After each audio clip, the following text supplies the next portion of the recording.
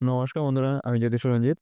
শনিদেবের সাড়ে থেকে ২ মাস পরে মুক্তি পাবেন কারা? কাদের জন্য আগামী বছরটা দারুণ হতে চলছে শনিদেবের কৃপায়? বৈদিক জ্যোতিষশাস্ত্র অনুসারে শনিকে মকর এবং কুম্ভ রাশির অধিপতি বলে মনে করা হয়। তুলা রাশিতে শনি সর্বোচ্চ এবং মেষ রাশিতে সবচেয়ে কম। সমস্ত গ্রহের মধ্যে শনি হলো সবচেয়ে ধীর গতিশীল গ্রহ, যার কারণে শনির শুভ বা অশুভ প্রভাব দীর্ঘকাল তাই হয়। শনি একটি রাশিতে প্রায় ২.৫ বছর অবস্থান করেন এবং তারপরে পরবর্তী রাশিতে স্থানান্তরিত হন। যখনই শনি তার রাশি পরিবর্তন করেন, এটি সমস্ত রাশির মানুষকে প্রভাবিত করে। যখন শনি তার রাশি পরিবর্তন করেন, তখন কিছু রাশিতে শনির সাড়ে শুরু হয় এবং কিছু রাশিতে শনির ধাইয়া শুরু হয়।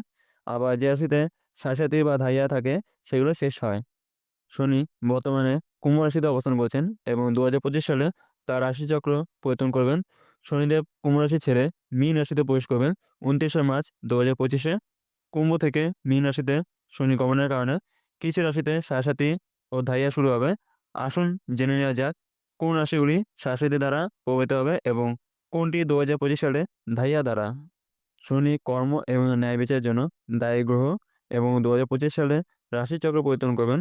বৈদিক জ্যোতিষশাস্ত্র অনুসারে ২০২৫ সালে মার্চ মাসে শনি তার মূল ত্রিভুজ চিহ্ন ছেড়ে মীন রাশিতে প্রবেশ করবে বৃহস্পতি দ্বারা শাসিত চিহ্ন।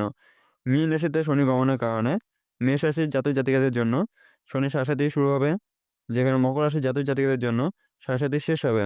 এছাড়াও মীন রাশির জন্য সাড়ে দ্বিতীয় পর্ব এবং কুম্ভ রাশির জন্য সাড়ে শেষ পর্ব শুরু হবে।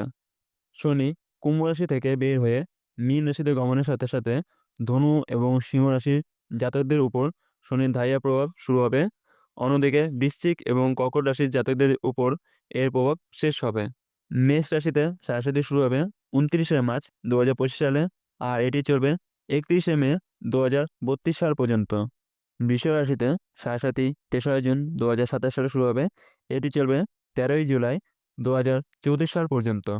মিথুন রাশিতে সাড়ে ৮ই আগস্ট ২০২৯ সালে শুরু হবে, এটি তারপর থেকে চলবে ২৭শে আগস্ট ২০৩৬ সাল পর্যন্ত। কর্কট রাশিতে সাড়ে এখনই শুরু হচ্ছে না, ৩১শে মে ২০৩২ সালে শুরু হবে এবং এটি শেষ হবে ২২শে অক্টোবর ২০৩৮ সালে।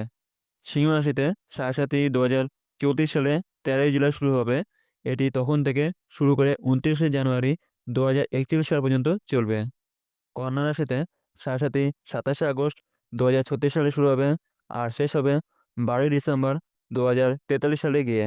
তুলা রাশিতে সাড়ে ২০৩৮ সালে ২২শে অক্টোবর শুরু হবে এবং তখন থেকে শুরু করে এটি চলবে ৮ই ডিসেম্বর ২০৪৬ সাল পর্যন্ত।